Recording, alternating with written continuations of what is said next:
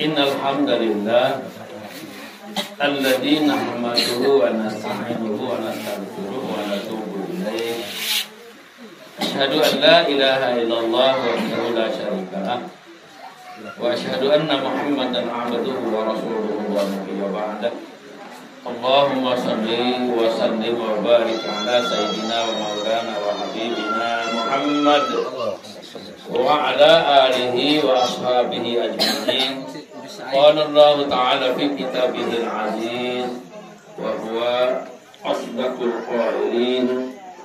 A'udzu billahi minasy syaithanir rajim. Wa in ta'azzana rabbukum la in syakartum la azidannakum wa la in kafartum inna 'adzabi lasyadid. Wa qala aidan wa in ta'uddu ni'matallahi la tuhsuha. Shadaqallahul azim. Wa sadaqa Rasulullah sallallahu alaihi wasallam wa nahnu ala dzalika minasy syahidin wasyakirin. Walhamdulillahi rabbil alamin. Para jemaah sekalian, jemaah takziah, kakanda kami sudah meninggal 4 hari yang lalu, Usman bin Syarif. Kita semua Bapak Ibu hadirin hadirat semoga dimuliakan Allah. Pertama, mari kita panjatkan puji dan syukur kehadirat Allah Subhanahu wa taala malam ini, malam yang keempat kita takziah. Terlewat kemarin malam pertama tidak ada tausiah, tapi tidak apa-apa, kita harapkan di hari berikutnya. Mungkin hari ini karena besok pembukaan STQ, jadi mungkin hari ini katakanlah untuk sementara terakhir ceramah tausiah takziah. Mungkin nanti di hari ke-7 setelah STQ juga selesai kita lanjutkan kembali. Alhamdulillah, nikmat Allah begitu banyak dilimpahkan pada kita, wajib kita syukuri. Malam ini kita hadir di rumah duka dalam rangka takziah dan menghibur keluarga yang ditinggalkan oleh almarhum. Salawat dan salam semoga tercurah pada junjungan kita Nabi besar Muhammad SAW, kepada keluarga, para sahabat, para pengikut, para tabi'in, para umatnya termasuk kita semua. Semoga menjadi umat Rasulullah SAW yang setia hingga akhir hayat kita masing-masing, setia memegang teguh sunnahnya, sehingga nanti di akhirat kita akan mendapatkan syafaatul ummah dari beliau. Jemaah sekalian, ayat yang saya baca di awal tausiah tadi terdapat di surat Ibrahim ayat ke-7 insyaallah. A'udzubillahi minasyaitonir rajim. Bismillahirrahmanirrahim. Wa in ta'azzana rabbukum la in syakartum la azidannakum wa la in kafartum inna 'adzabi lasyadid. Shadaqallahul azim. Ayat ini terkait dengan syukur nikmat. Begitu banyak nikmat yang Allah berikan kepada kita, sehingga di ayat lain kalau kamu hitung nikmat yang Allah berikan kepadamu, tidak sanggup menghitungnya. Nggak usah jauh-jauh, dalam diri kita ini ada nikmat yang memang otomatis ada di dalam diri, ada nikmat yang ada di luar diri. Nikmat hidup tidak kelihatan karena kita masih hidup ya. Yang terbesar adalah nikmat Islam dan iman yang kita pegang teguh sampai sekarang, insyaallah sampai akhir hayat kita masing-masing. Kalau kita hitung-hitung nikmat Allah ini luar biasa. Ada cerita hikmah seorang hamba Allah beribadah karena umat itu panjang-panjang, beribadah 600 tahun. Naiknya paling 60-70 sudah nggak ada. Nikmat zaman dulu itu seperti Nabi Adam itu kan 1000 tahun. Umat-umat Nabi dulu itu ibadah, karena umurnya panjang, ibadahnya juga panjang. Ibadah 600 tahun. Kemudian terjadi dialog imajinatif, dialog bayangan, kayak dia bermimpi masuk surga, kemudian berdialog dengan Allah. Kenapa engkau kira-kira aku masukkan ke dalam surga? Dengan bangganya dia menjawab kepada penjaga surga, jelas saya beribadah 600 tahun, pantas kalau mendapatkan surga. Terus malaikat itu menjawab dalam mimpinya itu, wali ini bermimpi, orang alim ini bermimpi. Ditanya oleh malaikat, 600 tahun kamu beribadah dan dimasukkan ke dalam surga sekarang. 600 tahun kamu beribadah tidak bisa membayar sebelah matamu.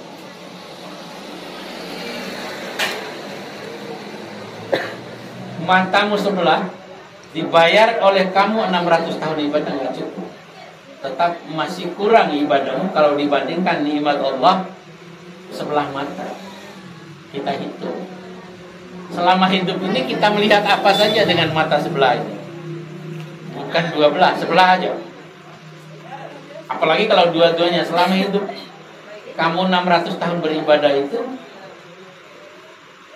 berapa nikmat Allah yang kamu lihat dengan matamu? Kalaupun kamu beribadah 600 tahun tidak terbayar dengan nikmat Allah yang sebelah matamu saja, apalagi sebelah lagi. Belum lagi hitung telinga, belum lagi mulut, belum lagi hidung, belum lagi jantung, belum lagi paru-paru dan sebagainya.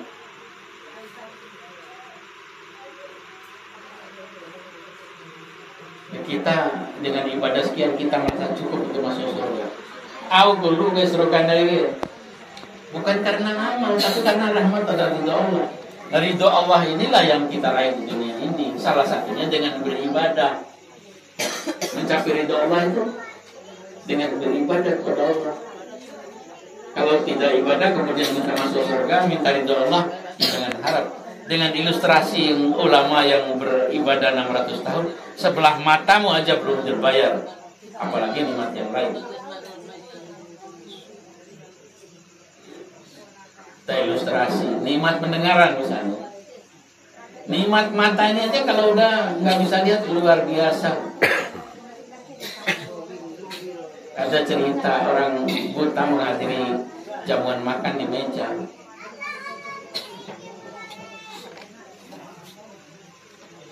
Dia mau ngambil sayur, mana ngambil sambal, karena nggak bisa ngelihat.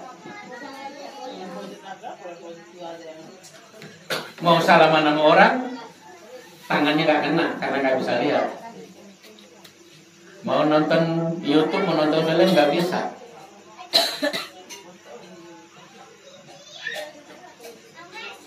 Dan cerita orang tuli ini ilustrasi aja, humor aja. Ibunya tuli, bapaknya tuli, anak gadisnya juga tuli. Dan coki moris dari umat itu. Lau rawi aman berawi lau saya rawi kesahin tu. Rakara rai aing ger apa baik ya. Oh adukan dengan rai rawi kami. Gahi rawi dengan semangat. Pak,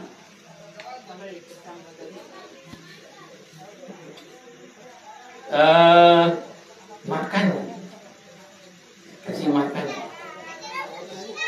Gahiran dia, ente ndang ngajar tembeca. Gahiran dia ngahar kini, ngahar kini tembeca roh harwa. Alam dalwari kan? Temune jauh tembeca roh karawi madari. Caru podam kaya caru pige nikmat benar. Sampai wenge. Awinde ngahita nanga aki capa. Dekapune kumbako madasi. Itu tengah tinte ba apa was ampu just tengah ngaharai ke bihalalona. Mpinga ini sama-sama mpinga. Besawati gue dere bunga ramis ya kayak sahen ini. Lampa saya belinya. Pak, senawa panaliro nih. Wati dilanda kucapi kaki saya wakeng. Persis bolot di TV itu. Senawa bau kayak manda ke Pak, tekaliro nih. Wati kone malah meragam 2 kali 3 kali lipat diladang no tapi kok kain tiwar nyambung mai bene gai men caru gai bene gai lain gai bene punin lawan itake aki awin bako madati cukup sia akin dangalalo dia tengah sebentar sih tarik di tengah semangat ibu bene cerita di anak gadi di rumah urusin tuh bapak lo ibu serba salah kemarin kayaknya sayur asin sekarang tidak ada garam biarin deh urusan tuh bapak lu, urusan kamu deh bapakmu. Anak gadisnya jawab apa? Ma, saya sih dikawinin syukur, enggak juga enggak apa-apa. Baru satu nih mas Allah yang kurang, baru pendengaran, belum yang lain. Ente nggak angin, merekes nikmat rumah. Ketiwa, mau kau nikah pakai komputer wali enggak? Satu-satunya jalan kita bersyukur kepada Allah. Punya cara bersyukur. Ngai guru agak pakai lam taukid juga. Wa in ta'azzana rabbukum la in syakartum la azidannakum. Dan ingatlah ketika Tuhan memberitahukan kepadamu kalau kamu bersyukur atas nikmat Allah, sungguh dan sesungguhnya akan ditambah. Sungguhnya 2 kali. Pakai lam taukid namanya. La azidannakum. Lam taukid. Sungguh-sungguh aku akan tambah nikmat itu.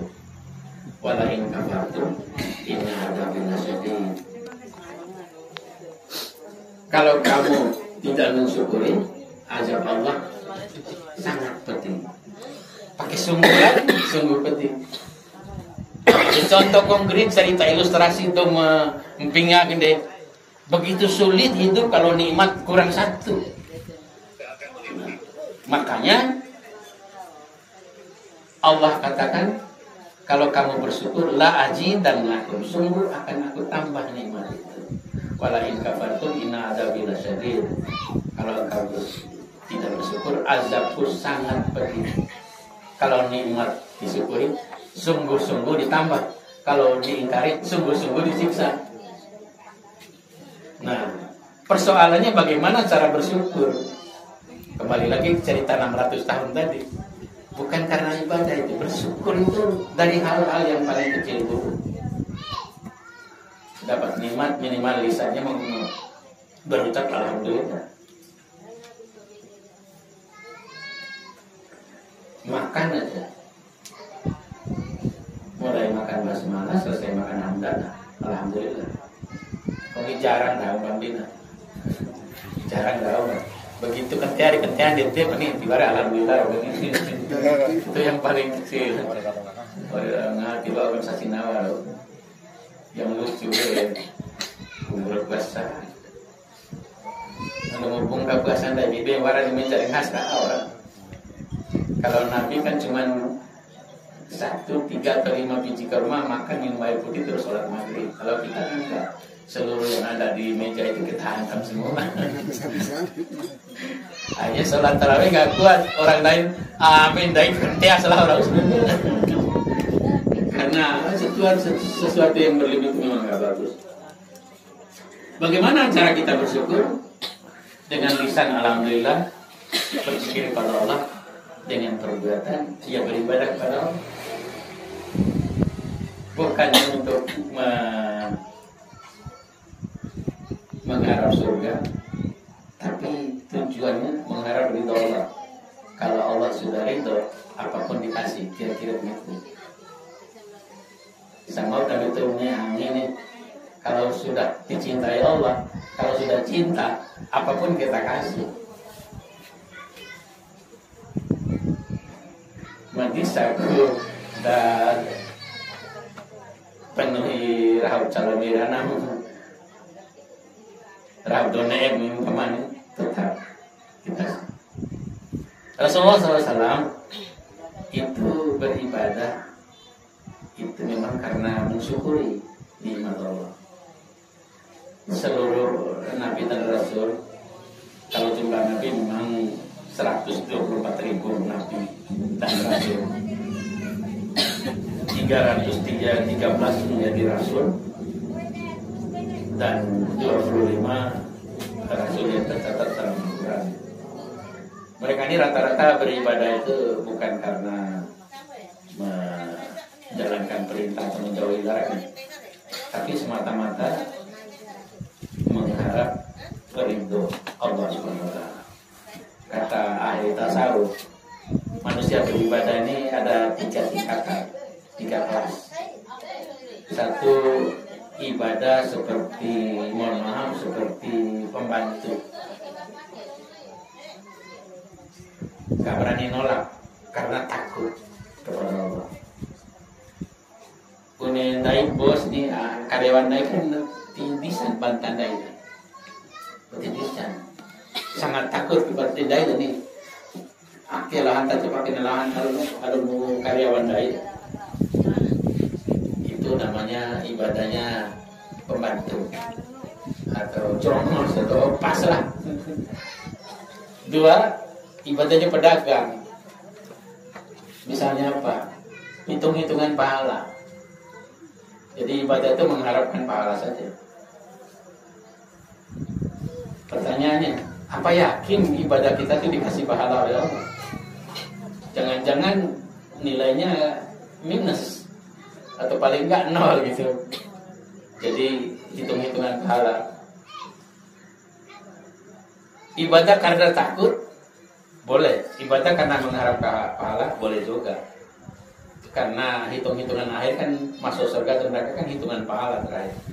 Tapi ibadah kualitas yang paling tinggi adalah karena cinta kepada Allah. Kalau udah ibadah karena cinta, nggak hitungan lagi. Ada seorang sufi wanita, Rabi'atul Adawiyah namanya, sampai akhir hayatnya nggak menikah.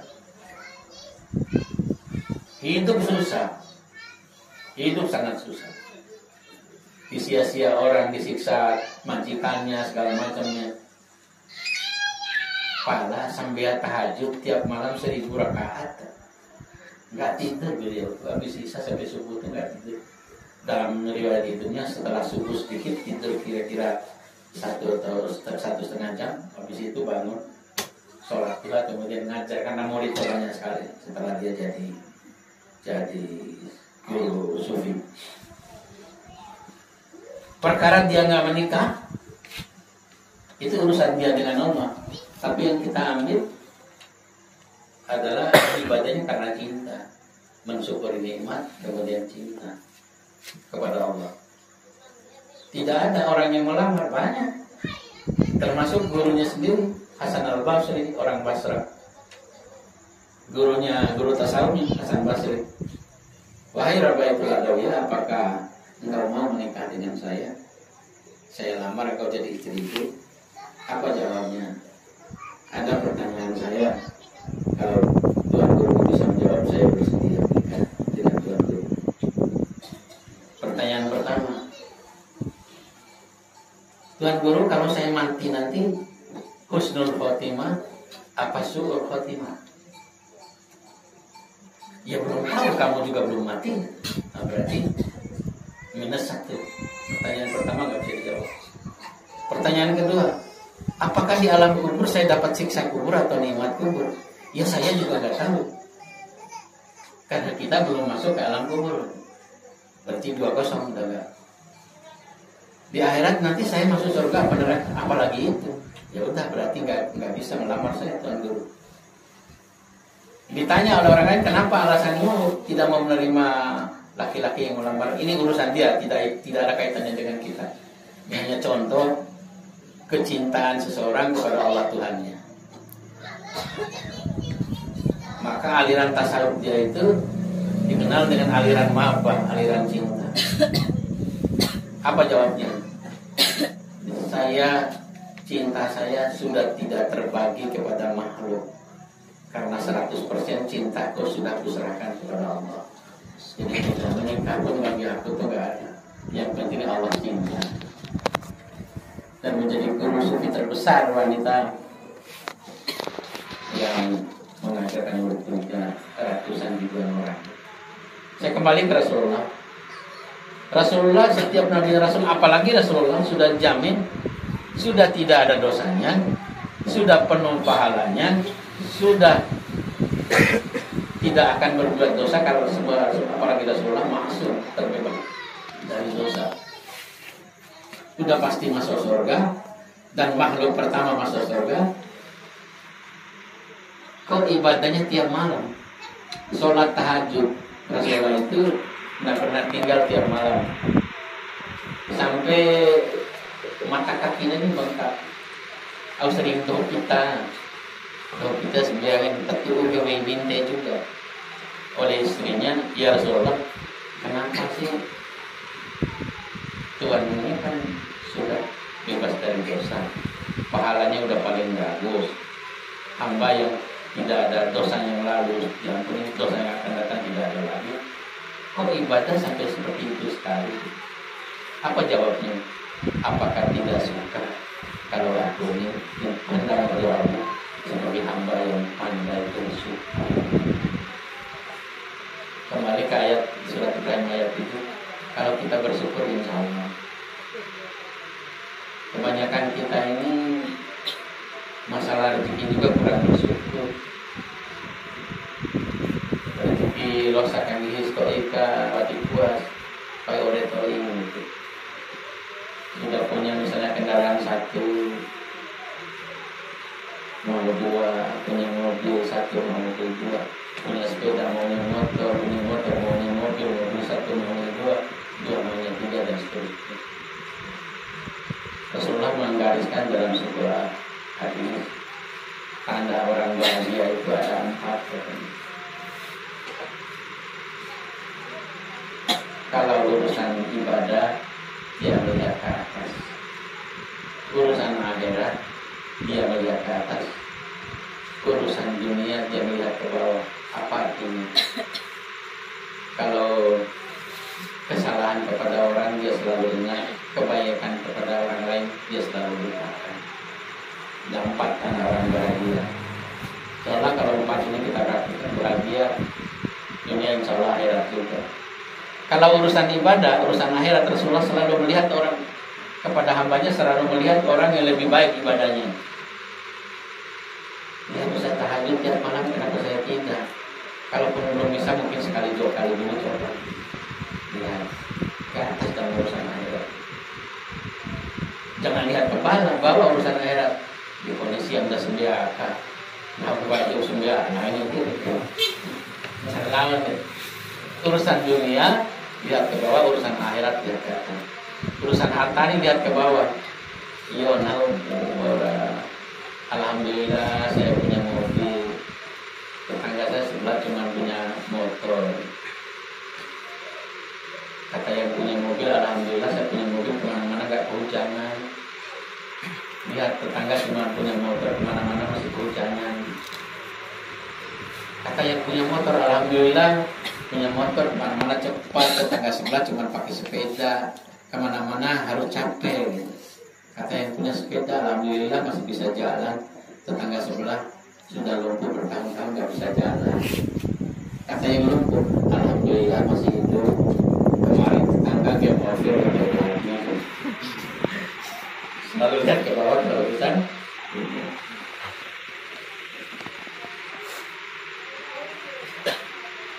Kata yang gaji 10 juta, alhamdulillah gajinya 10 juta. Tetangga sebelah cuma 5 juta. Kata yang 5 juta, alhamdulillah 5 juta. Tetangga sebelah cuma 2,5. Kata yang 2,5 juta masih ada, alhamdulillah 2,5 juta. Tetangga sebelah 1 juta.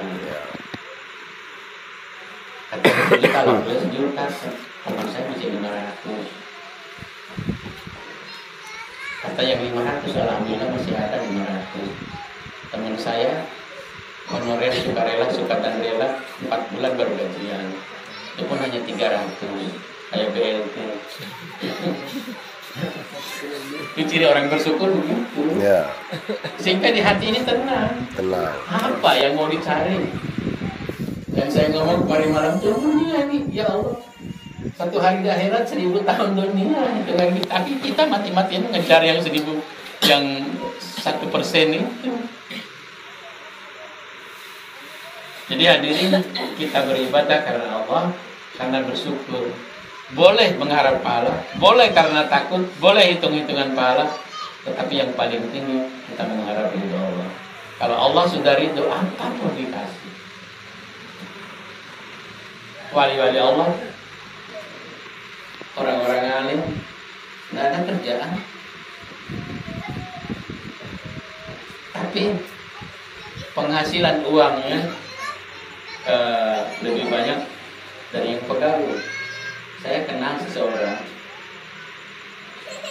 saya beberapa kali bersilaturahim ke beliau dari Jakarta ke Sukabumi di Parung Kuda jauh, tapi memang saya pengen senang berziarah ke orang-orang alim. Dia di rumah aja, dengan Asep namanya, orang Sukabumi, Sukabumi di Parung Kuda asli. Jadi dia itu semacam penasihat rohani orang-orang hebat lah. Dia datang ke rumah itu, saya bertamu sekali. Kalau dulu alhamdulillah saya nggak pernah minta duit sama mereka. Mereka datang ke sini minta nasihat, saya kasih nasihat. Pulang tahu-tahu kasih duit. Akhirnya jalan dari jalan besar ke rumah beliau itu dia sendiri yang bikin jadi jalan besar. Kadang-kadang istrinya cerita, iya Pak Guru saya bingung sama beliau. Kita bongkar nih rumah, kita perbaiki. Nggak ada duit saya. Besok datang duit, datang semen, datang pasir. Dari mana? Dia bilang dari Allah. Anaknya kuliah semua, ada yang kedokteran di UI Jakarta. Nggak kerja, nggak ada penghasilan tetap, nggak ada. Tapi alhamdulillah itu cukup. Satu lagi yang saya dapat tarik dari beliau, apa resepnya Kiai? Karena saya serahkan diri kepada Allah, setiap yang saya terima saya syukur. Syukur aja. Iya benar anak doa kemana? Balik syukur. Kalau saya pernah menonton, misalnya harus pegawai negeri, nggak juga. Pegawai negeri juga bukan satu-satunya mencari hidup. Syukur. Syukur ini Allah. Lazim dan melakukan kata Tuhan. Salah satu bersyukur pada Allah secara lisan, tapi bukan hanya secara lisan, hati kita. Ya Allah, terima kasih alhamdulillah Engkau beri nikmat hari ini.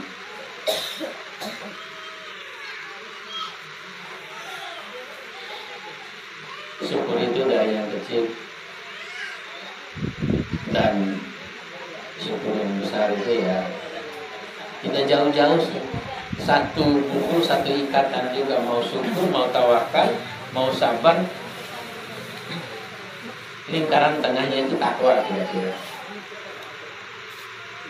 Takwa itu yang melahirkan syukur, sabar, tawakal. Ya.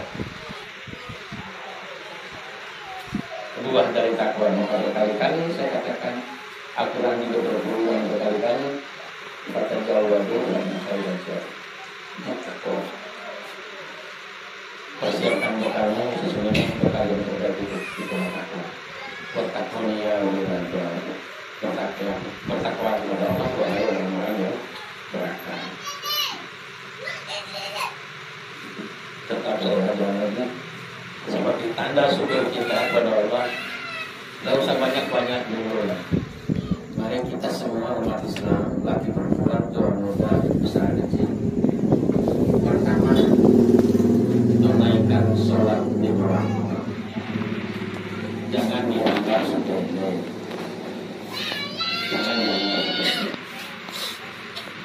Saya pernah mengikuti sebuah kajian ngaji lah. Ada dia bilang ilmu penjernih hati. Ada beberapa sholat, zikir, syukur, sabar, tawakal, kemudian berprasangka baik kepada siapapun. Jangan kamu lihat tingkat, melihat muka orang lalu nih rata ini kayaknya jahat ini gitu, belum tentu. Apalagi di kota besar Pak, orang naik bis kota busway itu pakai jas, pakai dasi, copet, bawa map. Di kereta itu juga begitu, mepet, tahu-tahu dompet orang hilang, HP orang disamber. Necis, pakai jas, pakai dasi, copet. Ya, maka kita berprasangka baik daripada sama manusia, sama orang. Kembali lagi Mada sampaikan, tanda syukur kita yang paling mendasar, mari kita beribadah kepada Allah. Syukur-syukur kalau tingkatannya akan semakin menaik, bukan karena takut, itu pun sudah bagus, bukan karena itu merupakan aturan dagang, itu pun sudah bagus. Lebih lengkap lagi kalau ibadah itu karena cinta dan rindu kepada Allah dan Taala. Semoga apa yang saya sampaikan pada kesempatan malam ini pada waktunya ini saya sampaikan, nanti pada waktu yang lain saya sambung lagi. Kurang lebihnya mohon maaf.